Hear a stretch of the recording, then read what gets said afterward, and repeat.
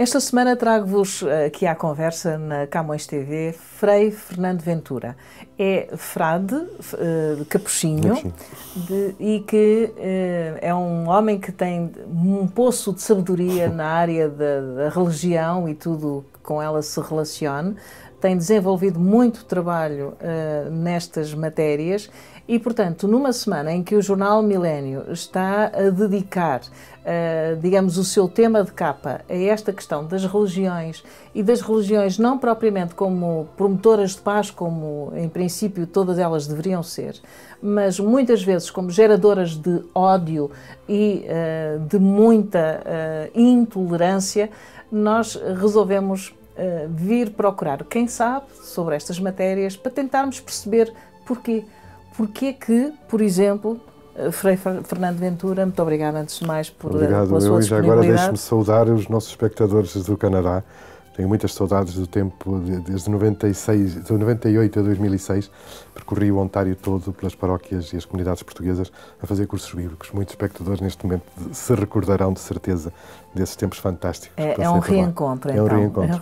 Que bom voltar ao Canadá. E eu estava a iniciar esta conversa, enfim, com uma pergunta que acaba por ser a pergunta central no meio disto tudo.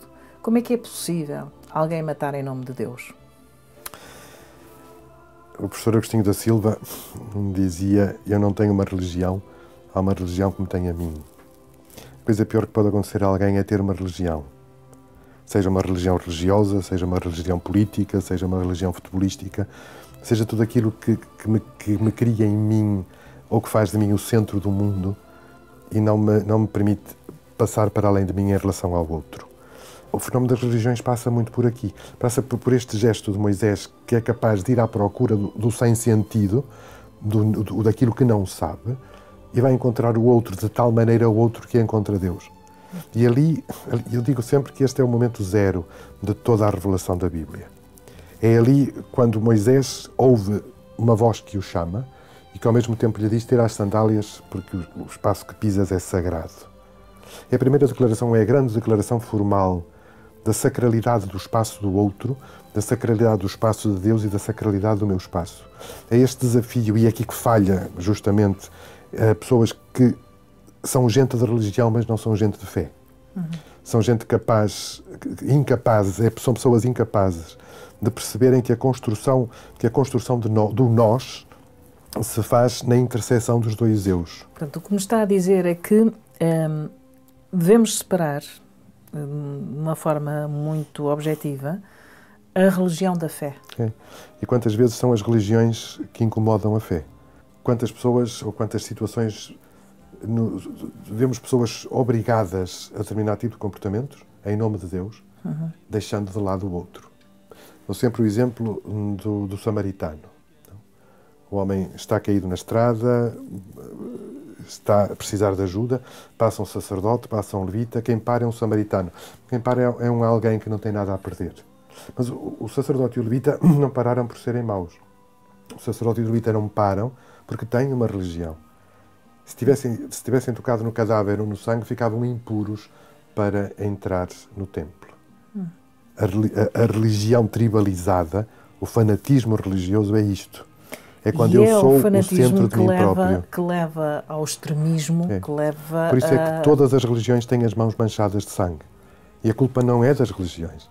A culpa é de gente que não sabe ser gente com outra gente.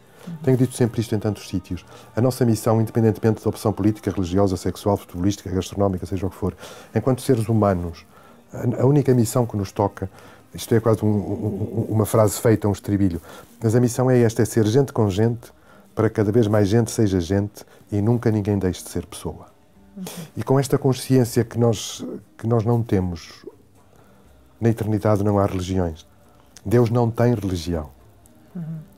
O drama é este. Porque o Deus que os nós católicos nós e os de Deus cristãos... sabemos nada. Exatamente. Será o mesmo para todas as religiões, não é? É um Deus que, acima de tudo, tem uma relação pessoal com cada um de nós. Que, ao sermos gente, ao sermos humanos e ao sermos necessitados de confronto com o exterior, temos a obrigação de ser coerentes e consequentes com a nossa forma de celebrar a fé. O drama é quando as religiões, entendidas como articulações de comportamentos, de normas, de relações interpessoais, não são espaços ou não são momentos de celebração da fé, mas são momentos de celebração da minha tribo. Isto acontece no futebol, acontece na política, acontece na vida social. É a tribalização do eu, é a desconstrução do nós. Nós vivemos uma sociedade, como eu costumo dizer, solteira de afetos, viúva de emoções e divorciada de compromissos. De relações fluidas, de relações de utilidade. O que está em crise hoje em dia não é a fé. O que está em crise é a vida. E temos as relações entre as pessoas. E as relações entre as pessoas, entre os Estados, entre os países. Temos muitos conflitos no mundo, que não são mais do que conflitos políticos, não são mais do que conflitos geopolíticos e económicos, mascarados de religião.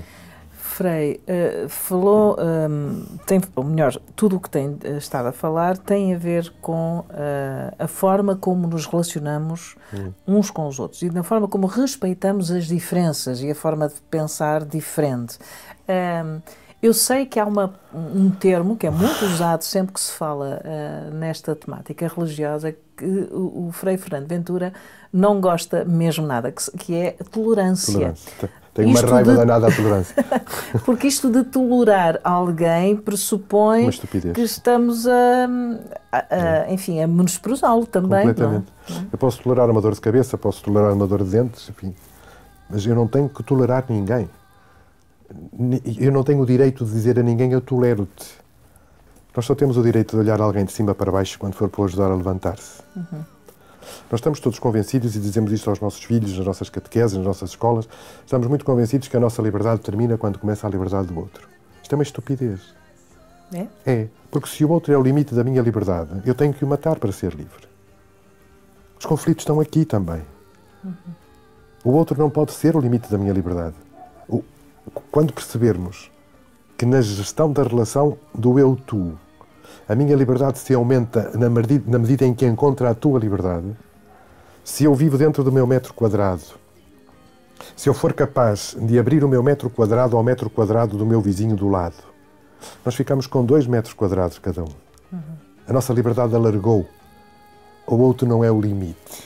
Mas quando se diz que a minha liberdade termina quando começa a do outro, quer dizer, é um sintoma de respeito pelo outro, pelo espaço do outro, pelo metro quadrado do outro. Oxalá fosse.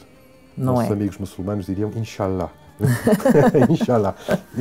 Não é de todo. Não é de todo porque nós sentimos isto no nosso ser relação com o outro. Agora disse os nossos amigos muçulmanos e eu sei que o Frei Fernando Ventura convive muito bem com todas as religiões, inclusive ontem esteve a falar para judeus, ateus. Eu sou descendente de judeus. E é descendente de judeus. E orgulhosamente judeu. Como é que seria o mundo se todos fossem Frei Fernando Ventura? Não sou exemplo para ninguém em nada, acredito. No sentido de respeitar e de compreender as diferenças. Que o meu irmão judeu precisa que eu seja um bom cristão para ele poder ser um bom judeu.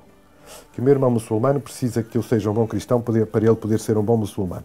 E o muçulmano precisa ser um bom muçulmano para eu ser um bom cristão e para o outro poder ser um bom judeu ou qualquer outra sensibilidade religiosa. Não? A diferença do outro, voltamos à história da liberdade, a diferença do outro é aquilo que me completa. Senão eu morro sozinho. A religião, hoje em dia, ou algumas religiões, são geradoras de enormíssimas fortunas. São autênticos impérios. E isso também, digamos que, desde tempos imemoriais, tem provocado guerra, não é?